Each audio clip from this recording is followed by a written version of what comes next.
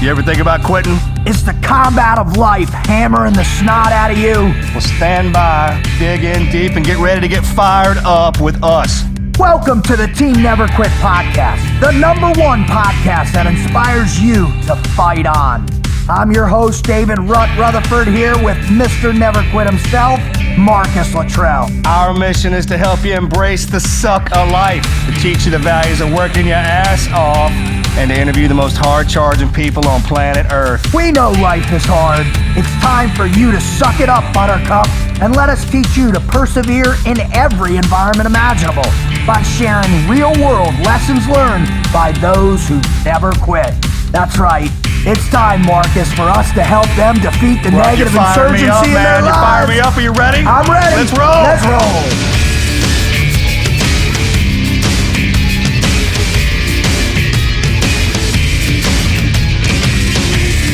I got to tell you, Marcus, we are back, and it is so epic today because I know what's coming we got one of our own on. And when we get that going for me, it builds up my pulse rate to a place where, can you see my carotid artery just pumping out right now? Actually got a little JVD going on because it's hitting so hard, it's pushing. It literally is pushing out my carotid artery. Did you like that JVD? You threw out jugular vein distension, and I literally flashed back to 18 Delta, right, brother. That was impressive. I thought. How about that for the reach back? You literally pulled back into your med bag for that one on there. I love it. Hey, but the cool part about our guest coming on is the fact that we spent most of our adult life with him.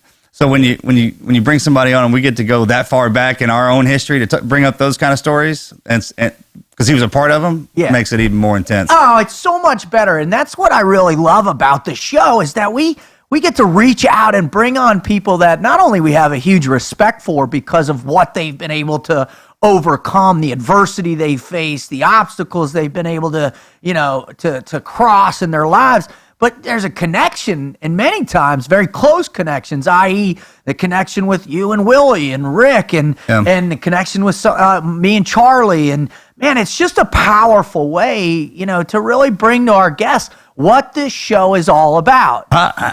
How small is the world? I mean, you and I know somebody, and somebody that I met and brought on the show is connected by one person, probably. Literally. I mean the old 6 degrees of separation of Kevin Bacon and all that. It's so much truer when you move into you start walking with people that are truly dedicated to the Team Never Quit mindset. Right. We're separated by one. That's 6 degrees, 1 degree, one degree separation. So I just want to welcome everybody today on the Team Never Quit podcast. It is our honor. Mr. Never Quit himself, Marcus, and I are so fired up to have you with us. And we're so incredibly appreciative of all of you that are really getting behind the show, helping us spread the word, because you realize it's our mission to expose you, all of our listeners and our followers and fan base, to the greatest never quit stories ever told, right, Marcus? I mean, these are the stories that change people's lives, and they're coming here with us because they trust us. They know how positive the show is to really help the people that are listening, man. Yeah, it's bringing those exceptional people with those exceptional stories and breaking it down and showing them that even people who follow them and know about them, that all starts at one place and everyone hits that adversity, and these people have been able to push through it. And what we bring on here is the kind of the antidote to how they do that, and once you see how easy it is, then that's where you start. Right? I mean, because when you think about it, what we've heard over and over again, the repetition of consciousness in terms of getting into that mindset, it's what unifies us. It really does. And I love how you always put it into perspective that, hey, man, you don't got to be a Navy SEAL. You don't got to be, a country music icon. You just got to be a human being that's aware of what needs to happen. Believe in yourself. Overcome. Believe in yourself, right? And that is a common thread. And I think, no one else is gonna. No. No matter what to tell you, I mean, when it comes down to it, you got to look out for yourself as well. Correct. It starts with you looking in the mirror every day, right? The best way, then that's when those other people come in, and when they're trying to do the same thing, that's where it comes, that team environment, the power to bring yourself as an individual out of the hole. You can do it a lot easier when someone's standing next to you. Right? right? And that's, I mean, you and I both know that, and our guest coming on today certainly knows. Now, one of the things that Marcus and I always ask our guests as we either finish the show or throughout the show is, you know, if you feel compelled to, we always, say, put out the invitation that, hey, to write in and share your greatest never quit story of your life, or share a story that you've heard from somebody that you love or you're passionate for, or, somebody that's been your mentor or has been a profound influence in you, to share that story. And if they're good, I mean, they're all good in their own way, but if they're really good and they hit home for us, we're going to read them on the show. So today, instead of... If you hear a story on here that's similar and you think tops it, we want to hear it. Absolutely. I mean, bring it. That's the competition. Well, yeah, all right, check this out. Right, and to bring them to us, and if they're epic, and I mean truly epic, then there's a good chance that we'll bring you on the show. You will be a guest on the Team Never Quit podcast. So before we get started and move into the interview phase of our show, we're gonna alter. Usually we do a historical moment, and because of the guest that's coming on and its relationship with Marcus and me and the proximity of what we've seen together, that's where our historical moments are gonna lie. So we've decided to change it up, and we're gonna actually read one of the submissions that we got online. And if you want to check out where you can do that and all of our other shows, don't ever be afraid to go to teamneverquit.com/podcast. That's teamneverquit.com/podcast. And that's where all the shows are taken. They're there. And there's even a section for you to share your story. So this is one of the stories. And we're talking to the guy who's sitting on the edge of the radio going, "No, man, the stories are too crazy. I got a good one, but I don't know." Yeah, I'm talking directly to you, the guy who's sitting there listening right now. We want to hear it. We want to hear it. So we're going to start out today with a story from one of our listeners whose name is Ivan. All right, Marcus, you ready for this? Yep, send it. Here we go. First, I want to thank you so much for such a great organization. I have not been able to attend any of the events yet, and he's talking about the Patriot Tour, but I plan to. In 1990 or so, I was hit in the head by an airplane propeller. I had finished the university at university with a degree. Wait, what? Yeah, in the head with an airplane propeller. Was he on the wing? I'm not sure. That? No, I don't know yet. Hold on. I had finished university with a degree in aeronautics. I had finished my commercial fixed-wing, multi-engine pilot license, and I got my airframe and power plant mechanic license. To some people, this might not seem like a knot. For me, it was everything. I had nothing else except for my family and myself. The hit took about half of my skull and about 25% of my left brain. Due to the bone going into my brain, they told my mother and wife that I more than likely would not make it through the night. If I did make it, the doctor said everything would be different for me forever. I was paralyzed on my whole right side, other than my knee and elbow. I had no equilibrium to speak of. I spent the next 6 years in rehab, learning to walk again. They told me I would have to wear a brace for the rest of my life. I do not wear a brace now. I could not walk or ride in a wheelchair without throwing up. I had lost most of my cognitive skills. The worst was the FAA told me I would never be able to work in the aviation industry again with the loss of the brain. At first, I was lost to what was going to happen to me and what my life was going to be like next. Then one day, my index finger moved. It was then that I knew if I didn't want to be handicapped the rest of my life, it was going to be up to me. So in my mind, from that moment, I decided I would never quit pushing to become better than I was before the accident. So dealing with this every day, it can get old. I have a small poster that I stare at every single day that says this: I am not the strongest, I am not the fastest, I am not the biggest, but I am consistent, persistent, resilient, and I will never, ever quit. I still deal with headaches almost every day, but I can drive again. I work out and run again. I ran my first 10K, and I plan on getting better and better. No matter what anybody tells me, I will be better in shape than I was in high school. My mother passed away a couple of years ago, but my father is still around. I help my father on his farm most days. My mother and father raised jumping horses. So we never really had much as far as money goes, but I grew up with the attitude that everything can be done if you give it a chance, and work hard for it. Sorry about my spelling and grammar. Thank you so much for the inspiration. And by the way, I love the podcast. I've listened to all of them more than once. He lost a quarter of his brain, brother. I got apologizing for grammar at the end of it when his half his brain got caved in.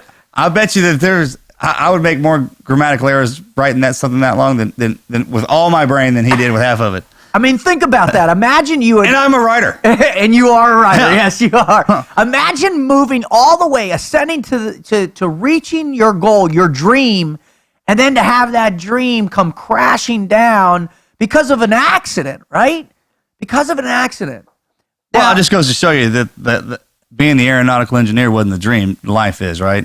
Absolutely. So when you get knocked back down, reevaluate, and then go forward with the next dream. One of the amazing things to me about that story is here is a guy that, in the moment of utter despair where they're telling him, you're failed, you're never going to make it, you're probably going to die, your life is never going to be the same, you're always going to have a brace. I mean, but to find that shred of hope. Sure. Well, that's what separates those that come to that. You see people in physical therapy doing it all the time. The doctors are standing there telling you, hey, this is what we're going to do for physical therapy, but I don't care how good the doctor is, they're not going to have any idea what's really burning inside of you. So I always, and kind of what this guy did, man, you just switched places. So if the doctor was busted up standing here and I was standing on the other side, what would I want to hear from him? Right. And that's what you tell yourself, right? So he says 10, well, then we'll be working for 12. And then, as soon as the guy saw his finger move, well, that's at the end of everything. If that's working down there, then everything else in between's got to be working. Let's get it operational. I dig it, man. I dig it. Yeah, right. That just goes. Born like that, and then to lose half your brain and to get back after it. Some people are born with everything and don't have half the drive because they think they're not special or whatever. And that guy just told you right there he was special, and they took that away from him. So now he's trained. Yeah, that's what we say on here all the time. We're not special, man. You just trained. Right. So to start all the way to fall down the mountain and then take a deep breath and start climbing back up is a big thing. And then halfway up, he's like, oh, it's working. Let's keep going. So I love it, man. And that's the valuable lesson there, that to really, I think, drill down on one little thing, like his finger movement, or one little thing in your life that you can tap into that creates that spark, right? That ignition point for you wanting to really, jump forward in your life with that training regiment and whatever it may be. How powerful is the brain and the body, though?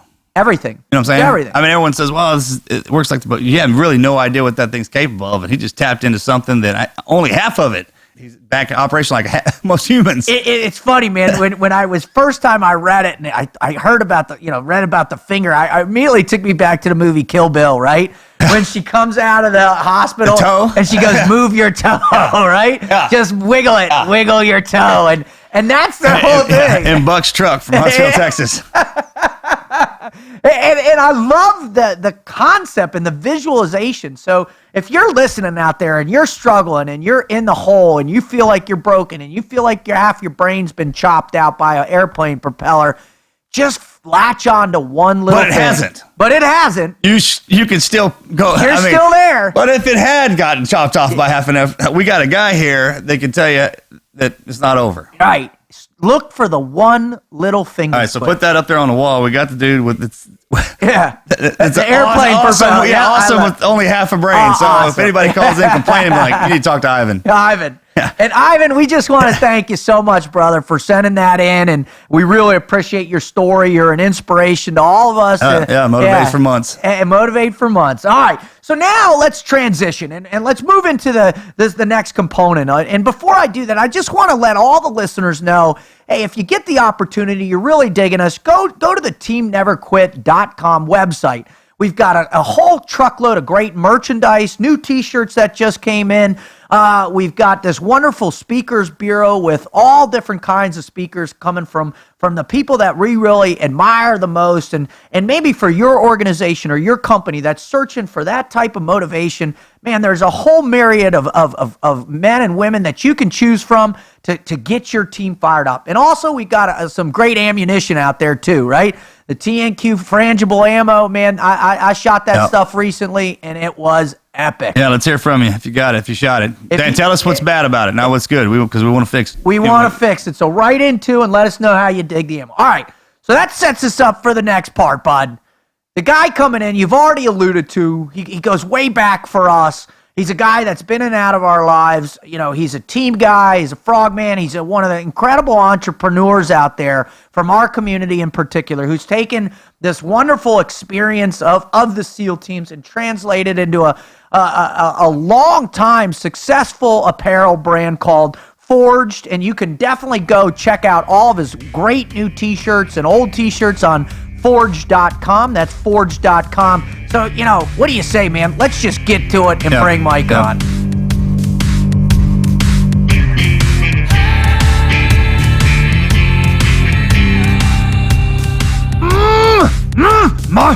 I'm telling you what, dude. I'm telling you, like when it happens. One of our own. Wait a minute. Has it just are you starting to read my mind now? Is that what's going on? That's starting to get a little trippy. So, then what else am I thinking right now? I went down. You shouldn't be thinking that. In a rabbit hole right away. No, I'll tell you what I'm thinking. I'm super fired up because the guy that I just talked about is on right now. He's on air, and this guy is one of the most humbling dudes you've ever seen because he's taken this wonderful experience of the teams, translated into this amazing business that supports incredible amount of people and veterans out there. And he's also, you know, a close personal friend of ours. And dude, I tell you what, I'm super fired up to have Mike Sauers on the show. So Mike, welcome to the Team Never Quit podcast, brother. Well, thanks for having me, fellas. Great to see you guys again. Dave, Marcus. It'll be fun. Great to be with you. So what we do, Mike, is every time a guest comes on, we realize that it takes a little while to fit into, you know, what we're trying to do. We hit hard with these great stories, but we also like to have a lot of fun. Yep. So, that's how we bring it out. I mean, right? To relax people and to feel good. So in order to do a little, deep tissue massage in your brain and your gray matter right now and to get you warmed up, so to speak, we've got what's called the Mad Minute. I was just referring back to all those conversations we used to have back when we were deployed, and at the end of those, how weird they would get. All right, we're going to start with that. All right, so just to relax you enough to know exactly where we're going with this conversation. So to incorporate them, we do it just like we would to talk about the madness. We got to incorporate the humor, right? So we do that in the beginning, and Amen, brother. All right, having him on there, that's easy day because we walk around in that. We don't even need a Mad Minute for this guy. Actually. All right, we're out. Yeah. All right. So are you ready, Mike? Let's do it. All right. First question is, dun, dun, dun, dun, dun, dun, dun. Would you rather run for political office or run a charity? Run a charity, hands down. Go. All right, favorite superhero? Superman. Beatles, Rolling Stones, or Led Zeppelin? Led Zeppelin, 100%. Quarterback or the receiver in the winning game in the Super Bowl? Receiver. Of course. Showtime. All right. Instagram, Twitter, Facebook, or Snapchat? Instagram. Bam. You could play out a character in a movie in real life. Who would it be? Character in a movie in real life. Probably Rocky. Man, God, I love that. That's a good one, man. That's a really good one. Why Rocky? He's a Pennsylvania guy. Just Why like Rocky? me. What kind of question? You can't ask somebody that question after they deliver that mess. There's more to it. I mean, he's not even from Philly. I was quite impressed. He was a small guy that was up there always beating up on it's David versus Goliath story, every single time. And, when I was a kid, I remember going to watch Rocky IV in a movie theater. I never saw so many people in there. There was people sitting in the aisles and shit. They just couldn't even keep them out. They're like, I'm going to see it. That's just what's going to happen. Remember that? And, that was like that for the first Batman movie. I saw that in the aisles. I love it. Right? All right. Rocky, that's great. We're Rocky. Hey, Rocky III gets tossed around here a lot. It's like the staple. So when you bring up a Rocky movie, you're golden now. All right. Here you go. You know what? Then I stand corrected because when you asked him why Rocky, I shouldn't have come at you like that because why not Rocky? Good point. You got me. There's deeper things going on there. I'm sorry. Right? Well, thank you. Because we're getting warmed up. We're getting warmed up. All right. Ready? Here's the next question. All right. If there was one thing you could change about the world, what would it be? I mean, honestly, right now, it's just all the violent nonsense that's going on in the world right now. I mean, not to dull the moment here, but just like the slayings and the cop killings and all the senseless killings throughout the world. We need military, we need people to protect us, but just all the nonsensical slaying and killing going on in the world right now. It's just too much unneeded violence right now in the world. Coming from a guy like that, yeah, pretty powerful, right? Because he's not a violent man; he's just a man of violence. That's the way you say that, and there's one of the greatest things that I ever, and we've got a guest coming up on during this batch of recordings that's going to talk to that nature of that. Great warriors don't have bloodlust in their heart. They actually want to propel the beauty of civilization, right? They want to protect it and to acknowledge it. But you're right, man. I just heard a statistic on the news yesterday, the day before that. It's every 89 hours there's a terrorist attack now. And if we've gotten to that in the world, and that's not just in the Middle East, that's in Europe and all over. So, man, I'm glad you brought that up. I love that answer, Mike. That's my favorite. Go ahead, Marcus, for the last one, bud. That one floored me. I'm good. I got nothing, man. Don't get me wrong. There's quite a few people out there that need some killing. Yeah. No. That's why I'm saying no. It's perfect because I know. Hey, don't worry, Mikey. Use a killer. I was seeing it. I was there, so don't worry. No one's going to confuse that. Allow me to digress. Yeah, don't worry, brother. Use a killer. All right, awesome. I just took off my tie-dyed shirt before this. I am still living in Southern California. For anyone listen, make no mistake about that. Oh my God. All right. Well, Mike, thanks for playing the Mad Minute with us. We just really love it. It brings some great answers, and every time we're incredibly surprised and just really thankful that people like to have so much fun. So appreciate that, brother. So, the whole show, as we talked about leading up to it and our phone conversation yesterday you and I had, and is this whole meaning for this show and our purpose is to bring wonderful guests on board who have a deep understanding of the never quit mindset and to have them share their greatest never quit story of their lives. So without further ado, man, please, would you share that story with our listeners? I would definitely have to say the biggest hurdle, the biggest obstacle I ever faced in my life was definitely, my journey into the SEAL teams, as far as it's just starting with buds all the way through, my 13-year career. The saying is, as you guys know, the only easy day is yesterday. And there's so much truth to that. Every day in the SEAL teams is hard. It's just like every single person goes, that must be the greatest job in the world. It is a great job. It's I compare it's like being a professional athlete. You know what I mean? It's like it's training camp right now. And you see guys, like Ben Roethlisberger and Tom Brady at 38 years old. You know what I mean? It's just like looking at your 38-year-old chief out there, that's like, sweet, great, we get to sleep in a swamp again. Awesome. I've only slept in 400 swamps. This is awesome. We have to do cold weather training again. Because I'm not sure if I remember how to sleep in the snow. All right? My God. It's just what it is. But, we have the saying, embrace the suck. And it's so true. As you guys know, it's like, that's what makes team guys. But, I guess it starts back for me, even in buds. I grew up in a small town in Western Pennsylvania. I played a lot of sports in high school. I was all-state wrestler. I played football. I didn't swim. We had a pool at my house, but I never learned to, be a proper swimmer. I didn't really want to shave my legs and stuff, so I used to make fun of my friends. Hold on, but you did wear a singlet. I did wear a singlet. You got me there. I guess it depends on how hairy you are if you have to shave in one of those singlets, right? I'm from the South. We don't have that. Brother, dude, I'd be shaving for days. So. and so after high school, I got a question. What drove you into the SEAL teams? I had a couple uncles who were in the Vietnam War. And so I always heard stories. They were both I had three uncles actually who were in the Army during Vietnam. One of my uncles was in the 82nd Airborne. He was involved in some heavy combat and stuff. And, he was your typical Vietnam vet, drove a Harley around, big beard, and always drinking Pabst Blue Ribbon, talking about killing at the, family reunion when, you're 4 years old listening to all these stories. I love those uncles. I love those guys. You are one of those uncles. I am, man.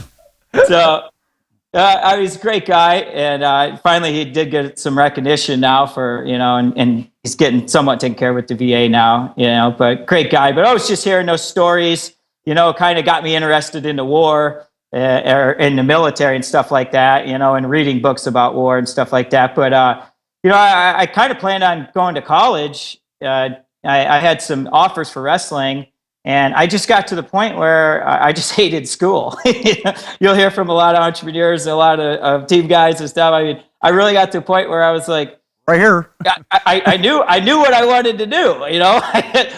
Think about that is, man, I've never run into one of us, even the 60 gunners, right? Yeah. Let's say it like that. Even the 60 gunners that get out of the teams to go to college and don't make 4.0s. They don't they crush it. Yeah. Afterwards, but not before. No, after the teams. After they get out. But not before. Doctors, lawyers. I mean, you hear about them guys that go back and it's a piece of cake. Yeah. After being in the teams. Because they're focused now. Exactly. All right, so you got in, and did you have to go to A school right away, or did you get straight to Buds?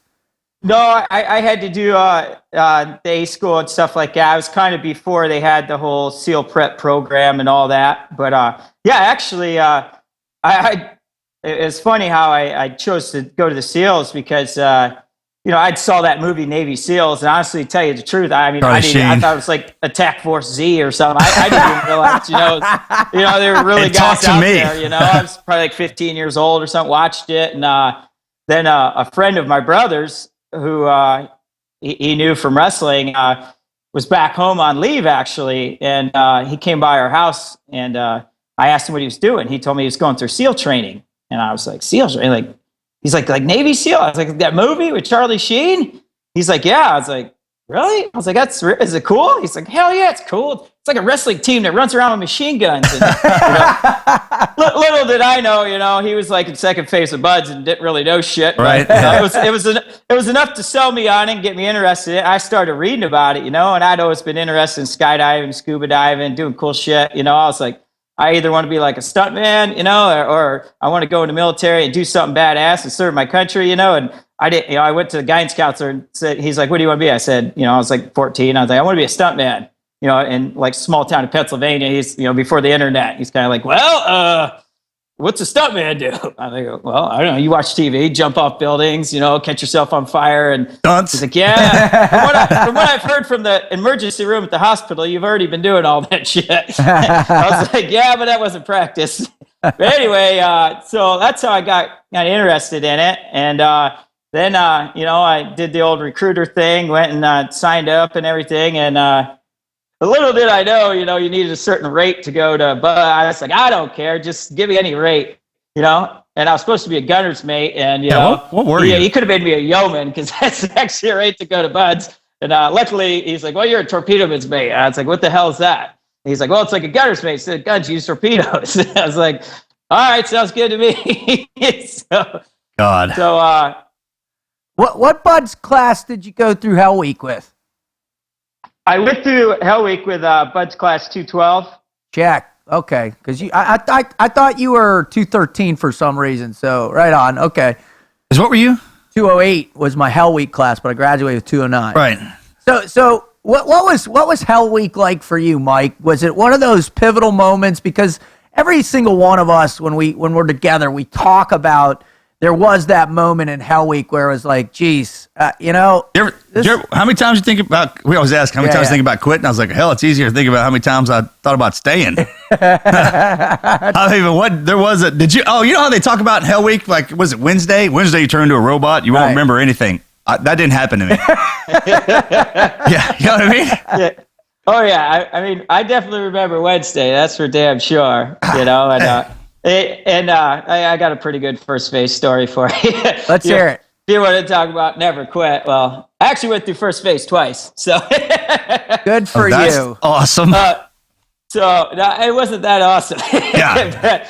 It was definitely a learning experience. But let's just say this goes back to the whole. Yeah, I never really learned how to properly swim. And I just made fun of all the guys who are on the swim team. What do I want to do that for?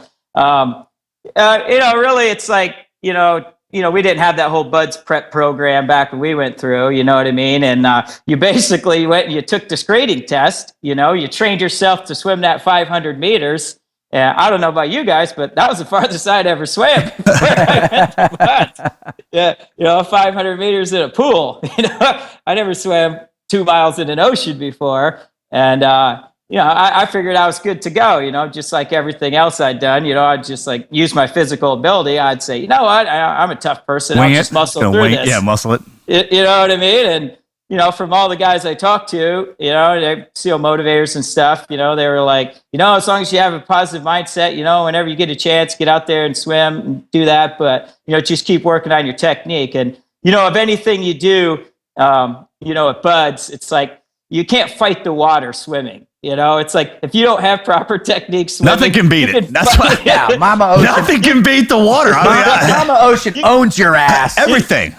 You can fight it as hard as you want, and usually, the more muscle mass you have on your body, I'm 5'6". I'm one of the smaller team guys there. I was, when you made a height line in my Buds class, it started with me. It's pretty easy. Smurf crew. Let's just say, I didn't have the ideal swimmer's body. I didn't look like Michael Phelps out there. But in first phase, definitely. So what you're saying is the class didn't guide off of you in the 2 mile ocean. Yeah, definitely not. I think the first couple swims, I was going into surf zone, coming back out. There's an anchor man. Yeah, literally. So did you get rolled for swimming then in first phase? Yeah, I got rolled. This is where the story gets really good. So I go through Hell Week, with 212. And I make it to the end of all the way to the end of hydro. And, oh God! I had only passed one swim, and it was the last swim. and honestly, I was just getting everything down. Everybody can make excuses. Everybody's like, "Oh, it's my swim buddy," and this and that. What time of the year was it? Hey, this is an important question. What time of the year? We went through Hell Week. I believe it was in March. So this was around Starts March. doing up step. Oh, it's still up pretty good in March. It's still chilly. Yeah. It was definitely chilly Hell Week. So, you get through first phase and all that. And I mean, when you're a student, you don't know, all the criteria. Now they do. When I was an instructor, like, I don't know how all this stuff leaked on the internet or whatever. They know, I passed this many swims and this and that. And here I go. Like, I didn't know it, Bud. I figured, hell, I got to the point where I'm good. I passed the swim. This is great. And at the point, right? That's the point, right? So, perfect. I knew I wasn't the best, but they bring us all up to I'd signed a few chits here and there, for failed swims, and they bring people in for boards. This is the very last day of first phase. Already had my helmet painted blue. And huge so day. They start naming guys to come in the office, and some guys get rolled after Hell Week medically and stuff like that, and so they're bringing guys in for their interviews, and so they named 4 guys. I was one of them, and they bring us in the room. In the office there, you're standing in front of the man in the first phase office. Always a good comfortable feeling. Yeah. And so they said, each one of you guys has failed in evolution multiple times, and we think the best thing to do with you guys is to roll you guys. And it wasn't a huge surprise. And so kind of like, okay, here we go. All right. They're going to roll me. And he said, we're going to roll you to 1-1 day. And 1-1 day means we're going to roll you to the first day of training. And so you're standing there in your brown shirt, and you got your other helmet painted blue already, getting ready to go to second phase, and that's what you were thinking before you went in that office. And then all of a sudden, they're like, "Yeah, you're going to go all the way through the hardest part of Buds again." Dude, that's never quit. And, that's hardcore. Yeah. And I just remember standing there like, "Wow, is this really happening right now? This is, this sucks." And of course, you're thinking to your mind, so does he mean I'm going through Hell Week again? This is like 4 weeks after you just got out of Hell Week. You're still shell-shocked about going into water. And I remember the senior chief in there said, Yeah, and I'm talking, you're going through the entire, I think it was 8 weeks back then. He said, you're going through the entire 8 weeks again, which includes Hell Week. You know, and you could DOR now, or if you want to go ahead and continue and roll into the next class, then go ahead and, you know, sign this chit. And he looked at the first guy. He's like, what's your decision? And the guy's like, I'm not going through that again. And he DORs. And he says, next guy, same thing, DORs. The first 3 guys all said, I'm not going through it again. They all quit and went and put their helmet under the bell. We actually had the most post-Hell Week quitters ever in the history of Buds. Oh, wow. We had 5 guys quit during walk week, and then, you know, everybody always has their story, but it's legitimately true. I spent 3 years as an active duty instructor and almost 5 years as a civilian instructor. So I always looked up all these records and nobody ever believes it. I mean, really, like we had 5 guys quit in walk week, but then 3 guys come out and put their helmet on. There was like, I believe it was about 8 quitters after that week. And, but to finish this story, it came up, you know, and the senior chief looked at me and he's like, well, what's your decision? You're going to do what those guys did, DOR too? That seems like the thing to do today. And I looked at him and I was like, I'm still in training, right? And he's like, well, if you want to be, you're still in training. And I said, hey, I'm from a small town in Pennsylvania, and I have no other plan. Like, this is it. This is my only plan. What else am I going to do? The pain is my plan. Like, this is my only plan. Like, I'm still in training, right? You go, well, if you sign this piece of paper, now you're still in training, but you're going to, you know, are you willing to take off that brown shirt, put a white shirt back on, and do the entire 8 weeks again, including Hell Week? Are you willing to do that? I was like, yeah, I'm still training. I can still be a SEAL.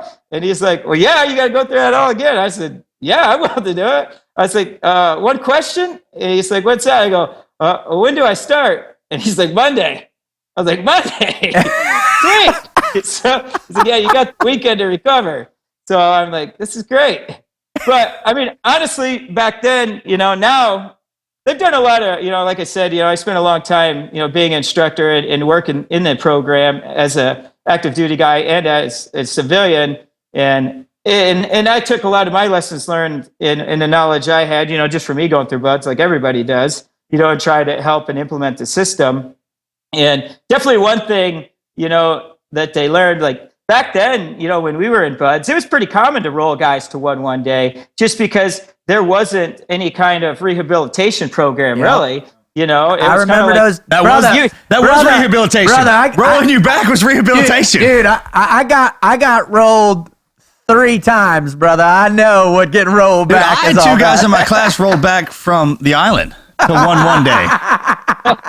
one day, and they both went back, and they were doing log PT when we were graduating. I'll never forget it. And one of them didn't make it, and one of them did. That's awesome, dude. All right, I'm sorry, Mike, because this is an epic story. Yeah. Tell me what happened. Did you go to one day? Oh, yeah. Yeah, so, you know, Monday, there I am, showed up, and luckily we had a better proctor that class. And it was funny, actually, because that proctor was one of the meanest instructors there, and all of a sudden he turned into, like, one of the best guys when he was your proctor. You know, you see him flip around. The guy named Doug Scholand. He's one of my favorites him and Corey Knowles were the nightmares in my Hell Week, but I mean, he made more people quit than the plague, but he turned out, I mean, one of the greatest guys, one of the greatest SEALs I've ever been exposed to, for sure.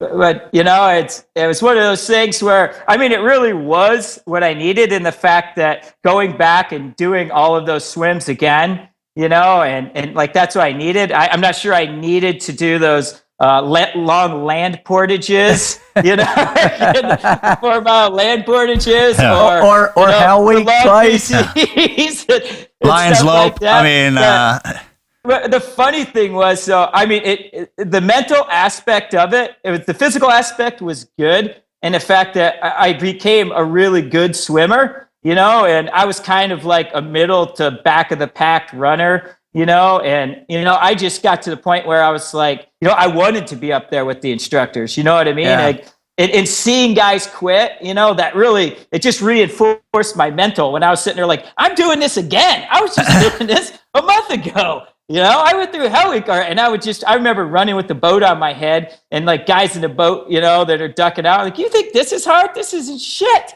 I'm like, we're going to do this for 5 days in hell week. I love it. You probably made more people quit than the instructors. I was like, get out of here, you pussy. Yeah, right, it was like, it was like tough. And I'm sure like the instructor saw that, and, Scholler would always be running with us. He was kind of a short guy too, so he'd be back. I was the Smurf crew, no big surprise. No.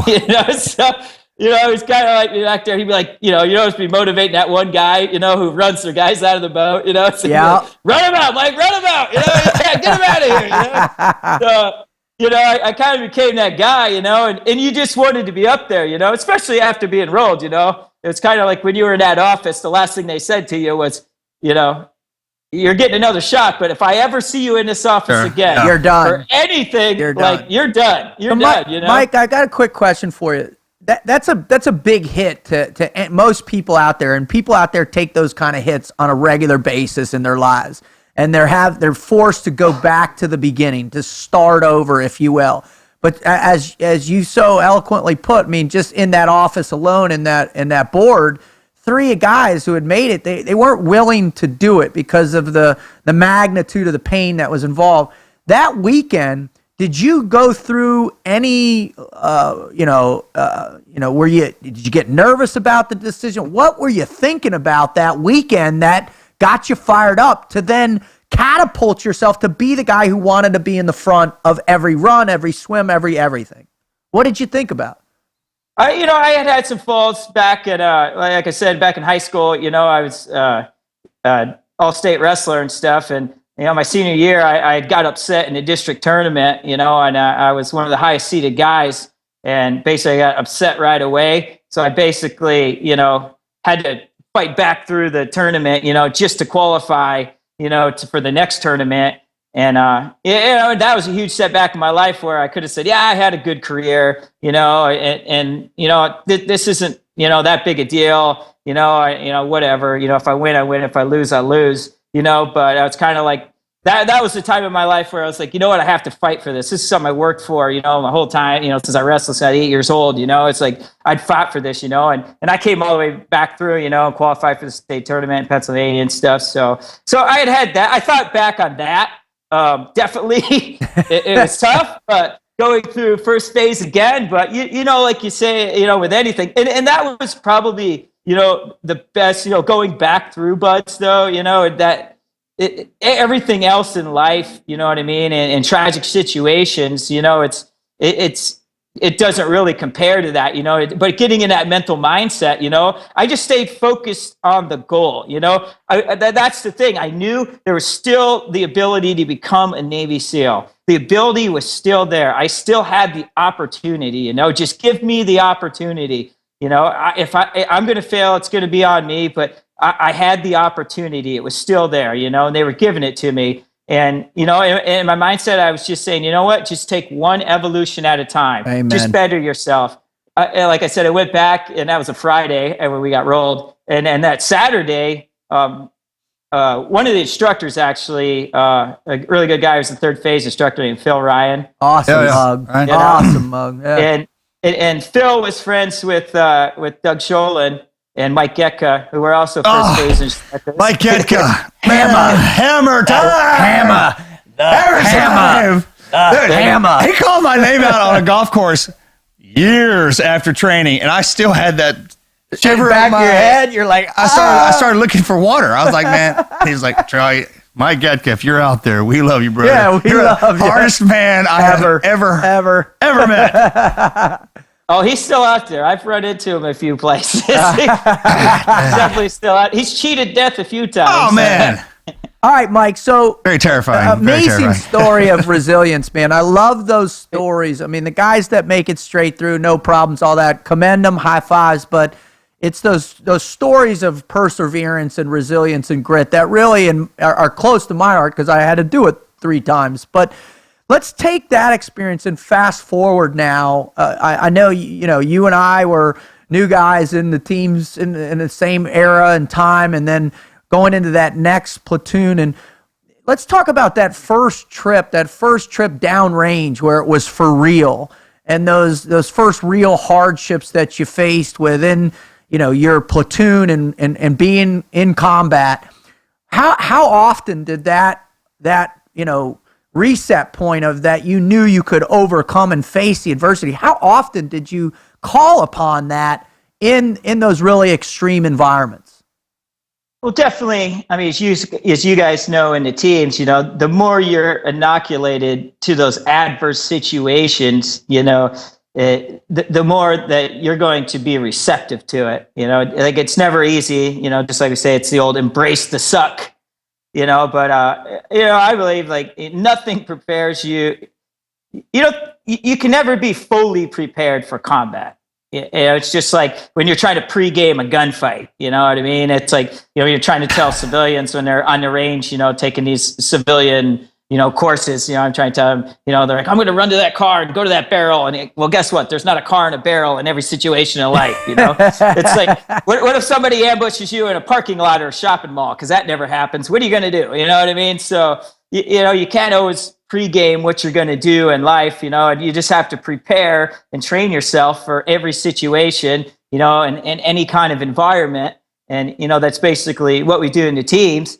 But, once you get over there, from my experience, my first experience actually in any kind of war zone was actually early in my career. We actually is before post 9/11 or pre 9/11 is that we went into Kosovo.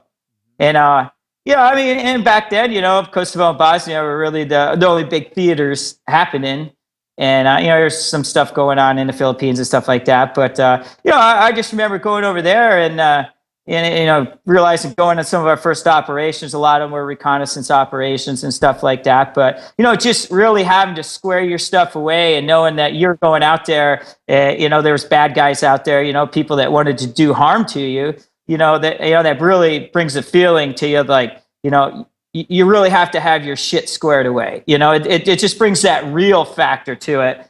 And I think for me, that really helped me out even, when we first went into Afghanistan, I think it was early 2002 when we went into Afghanistan, I think we were the second East Coast platoon to go into Afghanistan.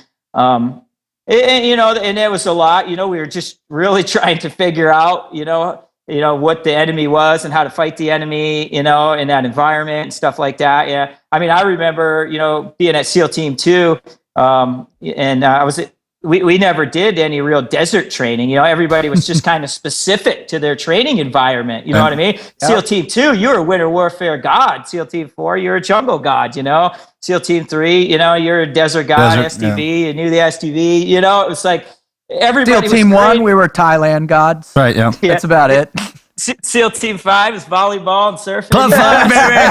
Club 5! Club 5! Love ya! Yeah. I was at 5 too when I went to the West Coast. So I was like, yeah, send me to 5. Awesome. Yeah, me too. I was like 5, going to 5. Mm-hmm. I heard about Fridays there.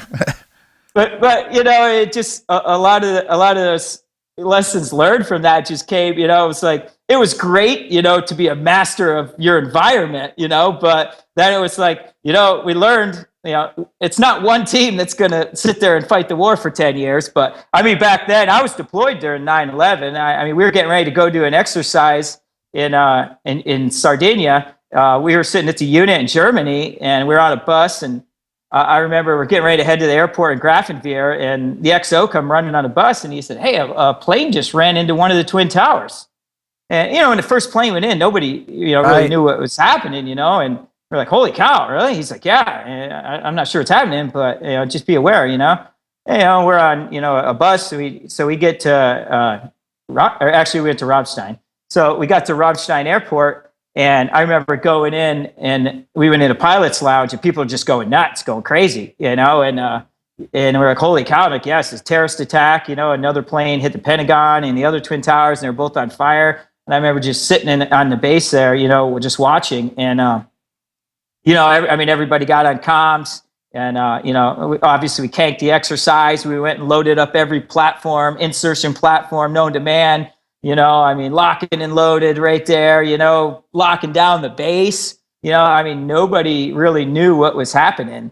So, I mean, we had, every insertion plat, double stacked. I mean, I was their ops rep. We were just building every platform. We had the SBU guys in there, building, stacking up boats and stuff like that. I mean, we had everything going on, and then it was just kind of hurry up and wait. Like we really didn't know what was going on. But we ended up getting extended on that deployment and waiting there in Germany. And we got extended a few months, which, in the teams, you always think like, if you're downrange when the balloon goes up, you're there. You're at the right place, right time. And, back then we really thought like, it was just going to be a couple raids and we were going to go kill this Bin Laden guy and like shit was going to be over. You know what I mean? Here we come. Stand by. Like on the news, I mean, you're just sitting there glued to the news, jocked up in your barracks, every day, like waiting. And they're talking about this new character, Bin Laden, people are first hearing about, and, and Al Qaeda and, the Taliban. And my LPO of my platoon, who just made chief, he spent like 10 years at Dev Group, and he's like, this is the first time, I've sat off the coast of places for a long time. And like, this is it, he was just as happy as us, Cool. And so, we were all happy and everything. And the other platoons came. And they sent extra platoons out, and we're waiting there. And then all of a sudden, like I said, after a couple of months, we get the bad phone call. All right, return home. Because when the balloon goes up, it's not, if you're in country, it's the boys behind you. It's right behind you. It's everybody behind you. If you're in training, like, yes! Yeah. So I was like, we're getting on the airplane, and like, this is how, man, we're going back, doing a whole other workup and deployment. Like, it's going to be 2 years. This war ain't going to be lasting 2 years. I mean, it's going to be over in 6 months. We just missed it, and, little do you know, 16 years later. Years later, like, but. So fast forward, Mike, he had an awesome career. Well, it's amazing. Because he wasn't done. That's not the end of it. No. He went to Team 5. You got to be in the Ramadi. battle of Ramadi with Marcus. And, I think that was if I'm not mistaken, and, there's a wonderful, you pay real tribute to one of our brothers on the Forged website, and really what the catalyst for you wanting to, figure out how to pay tribute to our brothers in a meaningful way. Can you describe a little bit that moment where that light went off in your head that said, hey, there's something beyond my carrying a gun in life that I'm going to be able to continue service? Help us understand that moment in your career.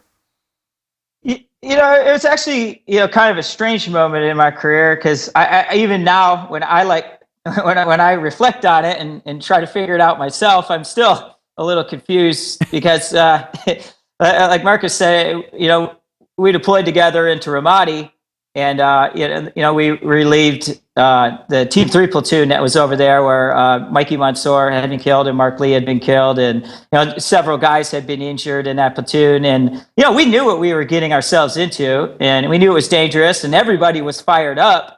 And I had joined the platoon a little bit later. I'd left my instructor duty early because the spot opened up in there. And it was just like Marcus said, I've had a pretty unbelievable career. God, dude. That's crazy. I've had some good openings, pop up, and some good offers. Them dudes that chase their careers looking for those wars. I mean, Kosovo, Afghanistan. It falls in his lap, man. When it was the worst. Yeah. God. So I came. Actually, Marcus was the first guy I ran into over there. And I'd already met his brother Morgan a few times, and I didn't realize he had a twin brother. And he just looked at me. I was like, "Hey, what's up, brother?" And he's like, "Hey." And I was like, "This guy's a real asshole." That's what I hear all the time. People are constantly. I said, I've already met you a few times. And then he looked at me and goes, "I've never met you in my life." And you're like, "Wait, am I losing my mind?" Because I was in the hospital. It was right after Afghanistan. And Morgan got to the team early. It really was not too long after he got back. Morgan checked on board like 3 months before me. And I was in the hospital. And once I got out, I checked back in, and that's when I ran into him. I think I just got there, hadn't I? I was like, Meanwhile, you don't have any clue that what he just went through, and you're like, "What an asshole, dude!" So then I turned around and I hear, "Hey, what's up, Mike?" And it's Morgan. And I'm looking, I'm like, "Holy Christ, there's two of you."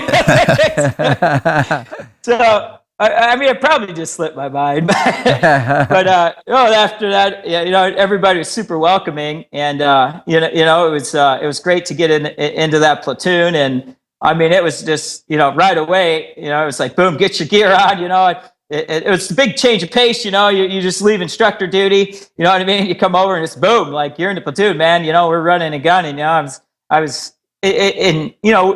back then, that's when we started, moving into like task units and troop size movement, Right. where you were working with bigger groups and stuff. We were bringing in more players and more elements, so it's a lot of just dry runs, a lot of mount work, a lot of urban stuff. And, everybody was real welcoming. We jumped right in there. I actually, running point man on some operations and stuff like that. And, it was really good. Everybody in the platoon was great, and there was quite a few guys in there that had put their buds trading, so of course you come Cool. up as an instructor, like, and those guys have done 2 platoons back to back together. Yeah. They didn't get broken up. Right. So he and I, Morgan, and 2 others got dropped into a platoon that had been together. For 2. For 2 yeah, deployments. that's awesome. So in that deployment, was there a moment, because Marcus talks, about it, and he chatted it a little bit when we had Chad Fleming on, that, there was a different era or different energy going on because of the intensity of the conflict, the intensity, and also, coming off of Mike Mansour and Mark Lee. And did you feel that focus within everybody that, hey, this is real? This not that it hadn't been before, but man, we really got to get focused. We really got to bring that team, that never quit mindset to the battle space every single day. Was that palpable? Oh yeah, definitely. I mean, like I said, when we went into Afghanistan, there was a little transition period in there. We landed in Kandahar. We got there. We had time to unpack and get our stuff together. It was early in the war. It took a lot of planning, to figure out the missions. There was a lot of intel gathering. Where Ramadi, like the city was mapped out. It's like Team 3 did a good job of really like putting all the outposts in the city and really kind of gaining control of it. I would say it'd be like, putting police stations in downtown Los Angeles or in South Central Los Angeles. The criminals are still out there, but we established, some good, strongholds and some strong police stations there. But, we still have to go police the villains out there. We have to get to them. Yeah. That was the problem. So, I mean, there was definitely, it was literally like we landed, put our stuff in the back of the truck, and they were like, lock and load your weapons. Like, we got to drive to the base. Like, we might get contacted from like where we're driving into the base, And remember the short route was IED. Like, you can't even go down it. So we had to drive around the lake. Remember that? It took 7 hours. That was always the choice. The choice was, well, here's what we're going to do. You could follow Pathfinder around the lake, which they move about 4 miles an hour and clear the road. And it's going to take you 7 hours to get there. Or we could take the back route. No one clears it, but there's only been 4 IEDs there this week. So your call. And you're usually at the same place. So if you just avoid there, and now you look back on it, you're like, it's just crazy. No battle rhythm. That was really your choice. Right. I mean, we hadn't even made it to base yet. And You're like, wait a minute. just go there. All that flight over there. I mean, as soon as we walked down there, get your rifle. It's literally. You're like, really? First they pull up in an up armored 6x, which has about a dozen rounds impacted into the bulletproof glass in the front of it. Shots it. There's rounds and stuff on the side of it. I can't. What do we call that thing? Omega Supreme. Optimus Supreme. Yeah, Omega Supreme. Yeah, Omega Supreme. Yeah, I'm not a huge Transformers fan, so one of those two. But I mean, that thing pulls don't up worry. in there. You're like, all right, let's get in this thing. Like, hopefully that didn't happen on the ride over. So, Oh my God. But just getting there and and getting the debrief from the Team 3 guys. And like we knew a lot of those guys. Some of those guys I'd known since buds, and just seeing how they were reacting. Just from all the casualties they had taken in their platoon, and just the level of seriousness and when we did the turnover briefs and how squared away their kit was, they had everything laid out. They had pictures laid out, and Jocko, he was the task unit commander for those guys. You know how intense Jocko is, and Leif Babin was their OIC, so just having guys like that giving you debriefs and letting you know just how intense everything was, and, just how locked and loaded you need to be, how physically fit you needed to be to get through that city, and how tight your kit had to be, how the vehicles had to be rigged. I mean, it was like there was no time it wasn't like the old deployments where you're like, all right, we're going to go out and have a beer and then we're going to talk about it. We'll talk about this later. We just got off an airplane, man. Give us a couple days. Well, you got some jet lag going on. Dude, I remember that shakeout patrol we did, Rocket Sauce, just because, you guys squared away? Oh, sure, yeah, we are. Remember Leif and a few of them guys took us on an op around the city, just a shakeout patrol? Yeah.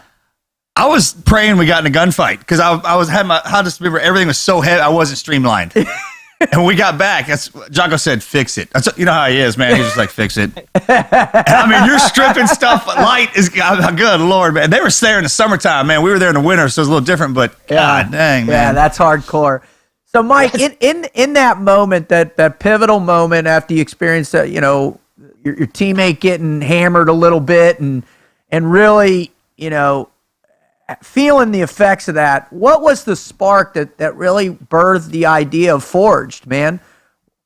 Well, like I said, when things happen like that, people get injured, good friends of yours close to you, and you see that firsthand, it's like, it's just one of the, those, experiences, not that, I hadn't already had friends in the teams injured or whatever, or anything like that, but when you're working on a guy right next to you, and he's bleeding out his femoral artery, and you don't know if he's going to live or die, you know what I mean? And it just kind of makes you think, where you're like, man, I was just talking to this guy. We were just having a conversation about what we're going to be doing next year, we were talking, he's a big mountain biker and stuff like that, and he wanted to do all this stuff and that, and just realizing, like, holy cow, man, like, this guy's life's path just changed in a split second. You know what I mean? Like, that was one a of my bad one, good friends, one of my good friends,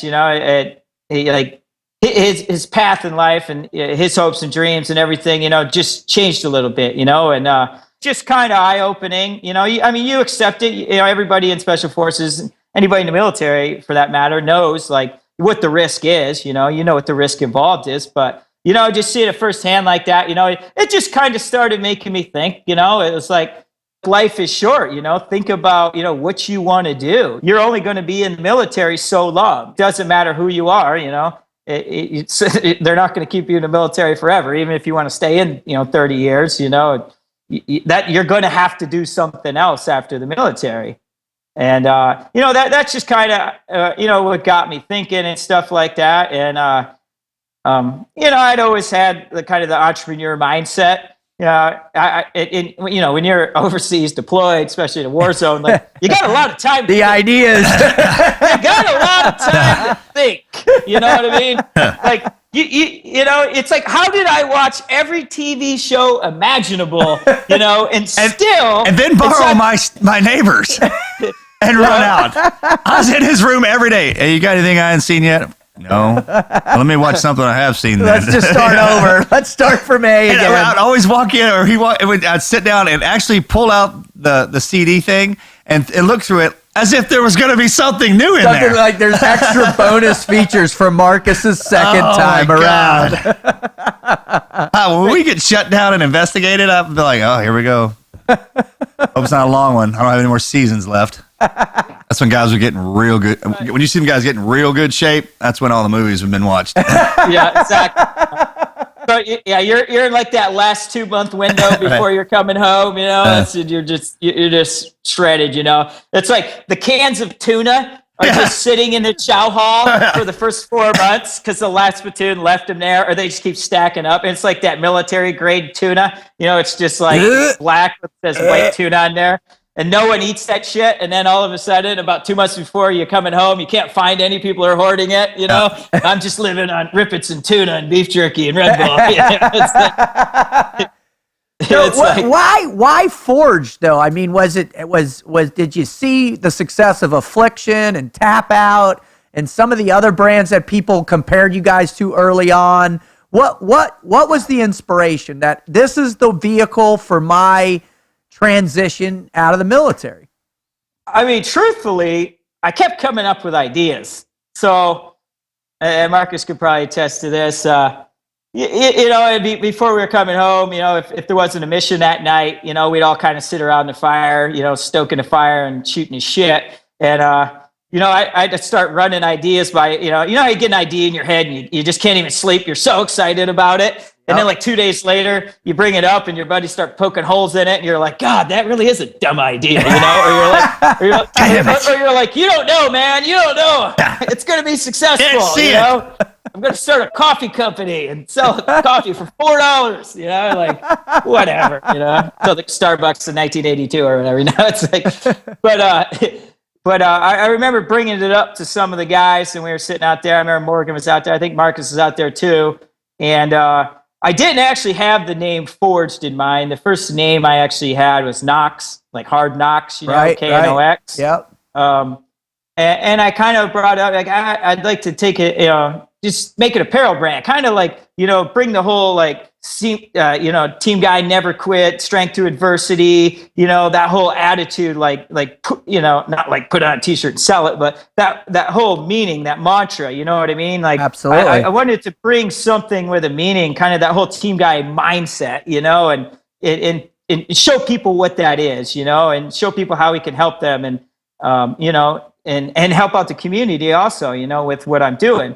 And some of the guys are like, yeah, that's a pretty good idea, I mean, just like everything naysayers, some guys are like, that's the stupidest idea I ever heard. You'll never do that. They're like, that's retarded. What do you know about making t-shirts? Like, did you even graduate high school? Nothing. That's why it's going to work. I don't know anything about it. That's why it's going to work. A damn thing about it. No mistakes. Exactly. No bad habits. And when we got back, actually, a couple of the guys got together and are like, hey, we should make a t-shirt to represent, the platoon and, for one of the wounded guys, Elliot, and so a couple of the guys got together and made a t-shirt, and guys were wearing them around and everything. And that's what kind of sparked the idea. So, then, I made a shirt and I just kind of, put it out around the team. You know what I mean? The old trunk of your car, and guys started asking for, hey man, let me get one of those, man. Hey, let me get one of those. And, I really didn't know anything about it. And, I teamed up with one of my good friends, Ryan Williams, who was another team guy who was a roommate at the time. And he knew a little bit about graphic design and stuff, so, he's like, yeah, let's try it out. What the hell, so we I remember, man, I walked into Danny's one day and you and Ryan were in the back selling the gold leafed Forged tribute shirt. And I remember walking up and I just thought it was a really cool design. It popped off that shirt. That gold leaf was killer. I was in the I was an art major in school and I remember it just stopped me and going, damn, there's some creative team guys out there. I still have my Invictus shirt. But what really hit me the most that day was when I asked you guys, why are you selling the shirt and who's it for? And you talked about the gold guys. And I think for me, Mike, and we've talked about this, one of the most phenomenal aspects of who you are and what your company does is that desire to give back through these, that mentality, that mindset, the never quit attitude, the Invictus desire is always there. So why is that such a pivotal part of Forged? And tell us about some of the other shirts you've done that, have that meaning behind it. We always wanted to give back, and we really did. From even the very first shirts that we sold, we made donations to Navy SEAL Foundation, or, we just, and we really didn't know how to run a business back then. I'm not even sure we were really even a legal business. And when we did, do the gold team shirts for the 3 gold team members that were killed, we ended up raising about $3,000 in the bar that night. And we just wrote a check to each family member. We found out who it was, and just wrote them a check, and, back then we thought that's just all you had to do, and it just did that, but, it was great because and seeing some of the Gold Team guys actually represent it and wearing it. And, I had quite a few friends that were on Gold Team then, and said, hey, man, this is really awesome what you're doing. And, all the family members, wrote in and wrote a letter, and I remember there was actually a guy who works in the apparel industry who lived in Coronado behind Danny's, had no idea who he was. And he really didn't know much about Danny's either. And he came in and saw everybody buying these shirts. And he's like, oh, my gosh, how much did you raise so far? And it's like, I think we raised about $2,500 to $3,000. He's like, in a bar? How long you guys been here? I'm like, I don't know, 2 hours? He's like, oh, my gosh, here's my card. He's like, you guys got something here, man. Like, you got a hell of a following. And he actually helped. He was the first guy to ever be like, man, like, how much are you paying for T-shirts? You're like, $15. How much are you selling it for? $20. Wow, like, you're gonna go broke real fast. Yeah, you are. He's like, and you're giving all the money away? We're like, yeah. He's like, yeah, you're really gonna go broke real fast. That's not like business 101, is it? Right there. That's team guy business. We're like, well, we got day jobs, so, we're getting our name out there. He goes, no, that's not the meaning of getting your name out there. He's like, you still have to make some money. He's like, that's at the end of the day. So he actually helped us out, kind of configure us and hooked us up with a few people. But yeah, that was one of the very few, if I'm not mistaken, that was, that was one of the first tribute T-shirts that we did once we were established as the brand Forged. And that's actually a funny story. Like I said, the whole Knox thing, I got back off deployment and, you save up some money on deployment. And I didn't have a ton of money saved up to start a company or anything.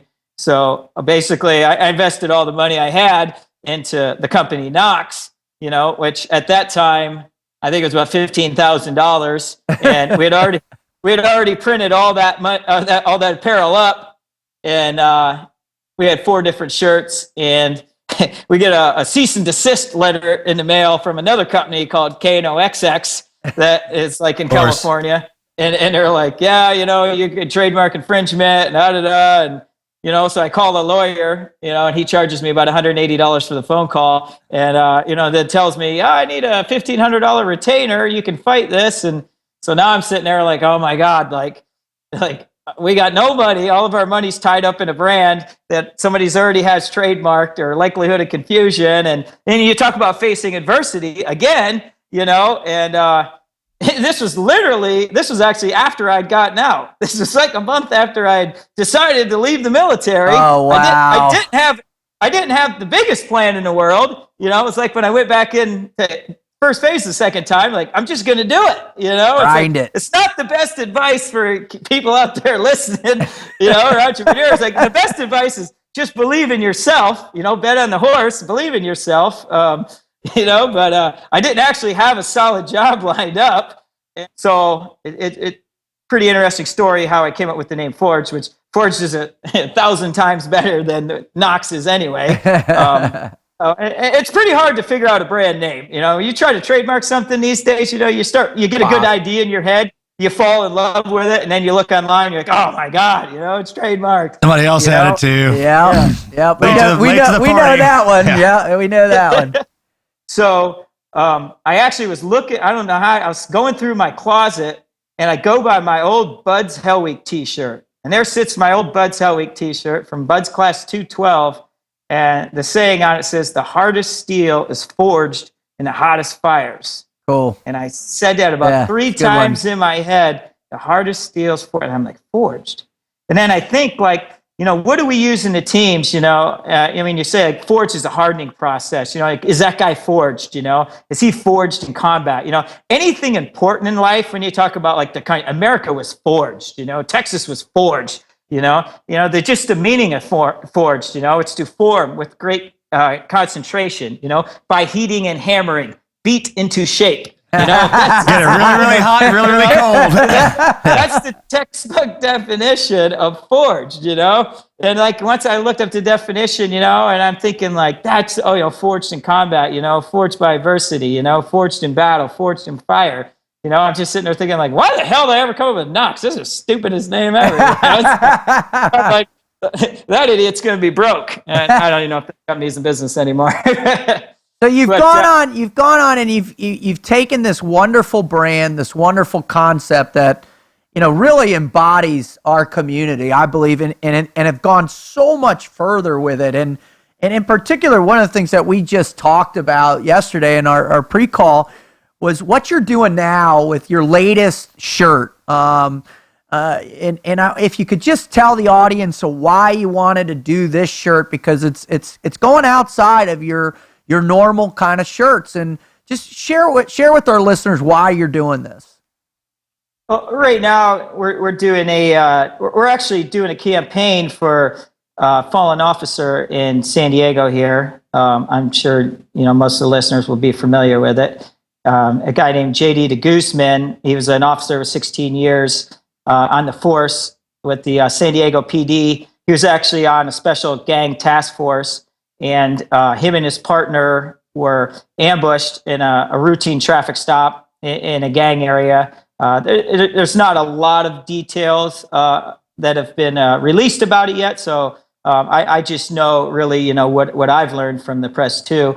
But the basics are, they were doing a routine stop and they were just ambushed, point blank range. And JD de Guzman was shot. They both had bulletproof vests on too, from what I read on the internet and from what I've heard. And JD they were shot multiple times, and he went down. And his other partner, Wade Irwin, was also shot and in critical condition. Wade has been moved to stabilized condition, and they're pretty sure that he's going to be able to make a full recovery.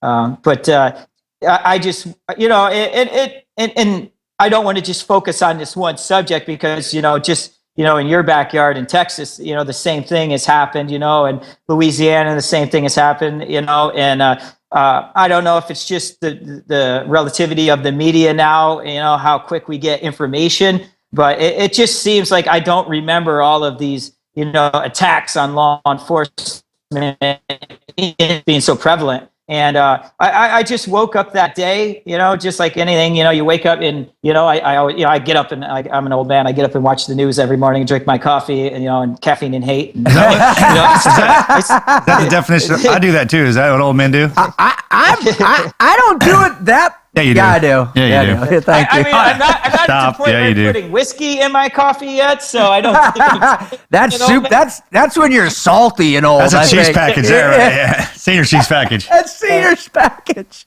But yeah, so I got up, do my morning routine, and I just saw, and I think it was Fox News or CNN. It was one of the bigger stations, and they started talking about the shooting in San Diego, and I was like, I recognized, that looks like San Diego. I was downtown. I live downtown. And then they they started talking about the shooting last night in San Diego. One officer had been killed and one is in critical condition, and you just get that feeling of, man, I can do something to make a difference, and we've done it, with other, team guys in the past, and helped out other foundations in the past, or, helped guys, foundations, guys who've perished, and they have foundations for scholarships and other things. And, whatever it is, it's just that ability to help, and sometimes it just becomes an overwhelming feeling when you can do something to help. It's like that team guy mentality. It's like if you drive by, you're in a neighborhood and you don't even know where you are, or you're overseas on vacation and you see somebody committing a crime or slapping, some lady around, and you just know, I have to do something, just as a good human being. You know what I mean? Like you're like, I have to do something. You know what I mean? Even though it may be dangerous or you're putting yourself out there, and you just have that feeling, and maybe everybody doesn't get that feeling, but I know probably most team guys do, or most special forces guys, or guys in law enforcement, firefighters, guys that are in a service, to protect and serve. Kind of born into you, I think, when you come, because you're like, hey, send me. All the time when something would go down with us, like, send us. Send us. We'll go. We want to go. Whatever it is, we'll go. That's the only reason we're here, because we'll go. I don't care what it is. Just go. Like we used to have written on the wall, in Iraq. Marcus can attest to this, and I don't want to take credit for it because it was written up there by the Team 3 platoon. But it would say, "If not me, then who?" If not me, then who's going to do it? And you might not want to do it, but if not me, then who? My favorite one was going to do it? if every team guy were like me, where would the teams be? Yeah, that's a good one too. Well, I tell you what, Mike. I think you are the absolute example of who will do it. I mean, just listening and knowing you for as long as I've known you, and just your commitment to the SEAL teams has been amazing, both in and out as an instructor, as an operator, as a civilian instructor, and now, your commitment to your business and to the people that are loyal to the Forged brand. I know I am. I have 4 shirts that I wear regularly and I'm super proud of. In particular, the Legend shirt that you guys made and raised over, if I'm not mistaken, about like $1.4 or $5 million for Taya and everybody. It's you're doing the things that you say are true, and I just go back to that place, man, where you didn't quit. When you got rolled, you could have quit. When you were staring at it all again, Hell Week again, twice in Hell Week, but you didn't quit. And I think, Marcus, you and I can both just extend just this warm, gratitude and thanks to you for coming on and sharing your stories with our listeners. Yeah, I mean, I was looking forward to it for a while. It just says a lot about you. Hell, I had a great time with you, man. I mean, everyone else is going to say nice stuff about you. I had a great time with you. And I still do. We still hang out when we get together once, twice a year. So, but I just remember when I started hearing your backstory and sitting down and that whole time out at Ramadi, because you remember, man, that's sitting outside that tent, I was like, we were in hell. T-shirt company sounds like a great idea. Anything bad? I mean, it was bad. I love it. I mean, god dang, dude. And he got out and did it. And then, well, God bless you, Mike. If you could just hang out and stick around, we're going to get into the after actions report. But for now, all of our listeners who listen to this segment, man, including us, thank you, Mike, for coming on, bud. Thank you guys for having me, man. It was a great time. Thanks, brothers. Awesome. Thanks, brother.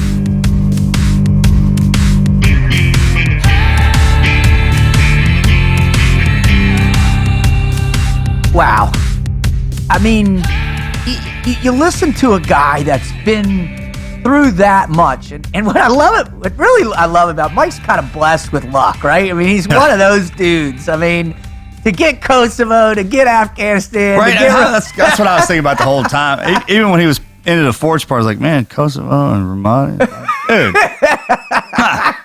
I mean, that was pretty. That was like battles. You know what I'm talking about? That doesn't even happen anymore. To get in some battles is a big deal. Yeah, I mean, he definitely saw it, and also about his time, as in Buds, having to go back from scratch. And, well, this is what I'm here to do. What else do I got to do? Yeah, it's pretty epic. And what I also love too, and I just want to clarify for our listeners too, I made a mistake saying that Mike went through Hell Week twice. And if you listen to the after action reports, he actually tells the story about getting right up to the beginning of Hell Week, and then the anticipation of Hell Week is worse, right? Well, I don't know about that, but but anyways, what was so cool about Mike was really, we always joke about it, Marcus, right? What are we gonna do with our lives once we hang it up? Yeah. How are we going to continue this service, this never quit mindset of supporting our teammates? And you got to hand it to him on that one too, because for every frogman, the wars that are kicked off are, that's a big deal. We're always working, so that's what SEALs want to be working all the time. Yep. But Forged. I mean, he was talking like you said when we were in combat, as we were doing during our downtime. So it was Forged in combat as well, just like he was. So I never quit mentality he has, but to jump from something that you work so hard to, that's the thing about the hardest for frogs, right? It's because it's so hard to get in there, and you gotta appreciate how much he loves. He is a team guy. He's a guy. He likes hanging out with the boys because look at his career path. Absolutely. I mean, we say that the guys go through all that madness just so you can hang out with that group of guys. Totally. Right. We go through this, right? Hang out with guys like Mike. Yeah. But to step away from it and then be successful he'll be successful in whatever he does.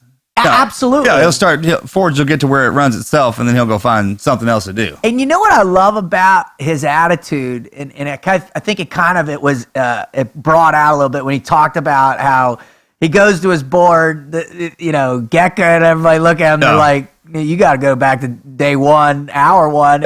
And he said, well, and he went and got 2 margaritas and started getting his mind right. I wonder what would happen if he'd have been the first guy instead of the last one. Good question.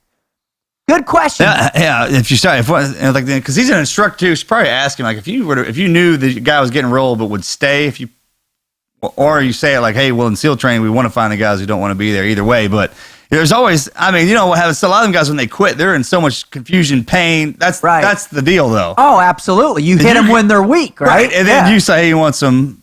Whatever, fried chicken in a blanket, like where I sign that at. And that's what people out there, you guys all need to be, you hear us what we're telling you. When you're in your moment of weakness, when you've been beaten down, right? When you most think that the world is going to end for you, that's when you got to find your finger twitch. That's when you got to. And if somebody gives you an out, right? Yeah. That's, don't take it.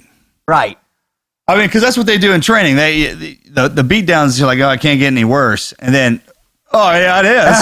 You know what I mean? It's getting much worse. You got to hand to those instructors how they can see that, right? That breaking point. Then they'll be like, here's a blanket and whatever. A nice hot cup of coffee. Like something nice in this every day of beat down. And I can see how you can jump out. But if you don't have, if you never remember, never forget that little thing is burned in back of you. Right. I'm here for this reason. And never look for the end, right? Yeah. So if you get into if you're going through SEAL training. I like that statement. Never look for the end. Right. Never look for it. There isn't one. It doesn't. Right. So, those guys who always look for graduation and they never make it. And just like we say, like, man, I was making it to lunch. Right. For me, it was every order. Yeah. I was just waiting for the next order. Yeah. And it's those small accomplishments in defeat. That's what we're branded in, right? We're forged in that small accomplishments in defeat because they whip our ass every day, and just like he said, man, he was failing them, but he passed that last one, so he's like, he knows he's getting better. Yeah, totally, right? Totally. And sometimes that's the way you got to look at it. You're like, man, they're getting rid of me, but maybe starting down here, I'll come back stronger. Always come back stronger. Always stronger. Learn from your mistakes, right? And man, and that's the difference between those guys who are like, no, I'm done, or Mike's like, well, maybe I wasn't good enough the first go around, but they said they're keeping me around, so keep me around for a reason. I'll come back stronger. And he did, and that was what's so glorious, man. And I always love having one of our brothers on. It feels very rewarding, and I hope you, the listener, you really heard what Mike talked about through the entirety of his interview. And if you want to know more and you want to understand the how-to of how he applies his mindset every day in his life and in business, don't forget to go back to our page at the teamneverquit.com/podcast, find his show, and on it, there's an after action report. It's about 20 minutes long. You'll really dig it. It's Mike Sauers' how-to on how to facilitate the never quit mindset in his daily routine. So check it out there. Also, when you're there, don't forget to go over to teamneverquit.com merchandise section. Check out our shirts, and man, we just really, really welcome your support. And we hope you understand why we're doing this, right, Marcus? Yeah, absolutely. We hope you really can appreciate the reason we're doing this is to make sure that you understand that it's inside you, right? It's in them. Everybody. Look, we're not coming at you from a pedestal. We were born common. And we're just a conduit to all those exceptional people that we look up to as well. And we've been in the trenches, and everyone's going to go through that. Everyone. Right? So the connection that we put from the listeners to the people we're interviewing, man, it ought to let you know that those same phrases keep coming out and how important that is. It's really about that baseline, connecting all those baseline dots. So when you hit back down to it, you push back up through it, and before you know it, you're looking back like, man, I was just practicing to be one of the good guys. Now I'm up here. I've done it. Now I made it into the pros, or I made it wherever. So it's absolutely. Well, listen, the human condition is a wonderful thing if you're willing to work hard and never quit on your dreams, right? So we're so thankful to have you here. And I always like to end the show by thanking, God first and the Lord and Christ in my life, my wonderful teammates and Marcus in particular for doing this with me. And I'd love to thank my family, especially my wife, the Admiral, my 2 beautiful little girls, and just the privilege of being on this microphone and sharing all with people to help you, to give you something to invest your lives in an idea and a concept that works. And I just feel very blessed. So thank you for that, Marcus. Sure. Thank the good Lord above for giving me all my talents, my friends for helping me find them, and the boss for marrying me. Good Lord, love that woman. Man, she's been all summer. She's been away on that mission trips in Uganda, and I didn't like that too much. Well, the boss is back, brother. I'm getting weak, man. Like, ladies away. So I missed you, honey. Welcome back. Love you. And thanks to all of y'all for listening to us and letting us do this. Amen. We're out.